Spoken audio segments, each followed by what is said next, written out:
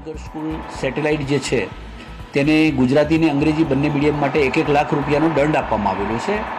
એફઆરસીની નક્કી કરેલી ફી ઉપરાંત વધારાની ફી વસૂલવા બદલ એફઆરસી કમિટી અમદાવાદ ઝોન દ્વારા આ નિર્ણય લેવામાં આવેલો છે અને વિદ્યાર્થીઓના ખાતામાં સત્વરે આ વધુ રકમ જે લેવામાં આવેલી છે તે જમા કરાવી અને તેનો આધાર રજૂ કરવા માટે જણાવ્યું છે.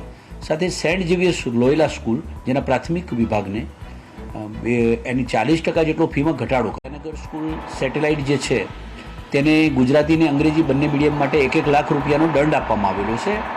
એફઆરસીની નક્કી કરેલી ફી ઉપરાંત વધારાની ફી વસૂલવા બદલ એફઆરસી કમિટી અમદાવાદ ઝોન દ્વારા આ નિર્ણય લેવામાં આવેલો છે અને વિદ્યાર્થીઓના ખાતામાં સત્વરે આ વધુ રકમ જે લેવામાં આવેલી છે તે જમા કરાવી અને તેનો આધાર રજૂ કરવા માટે જણાવ્યું છે.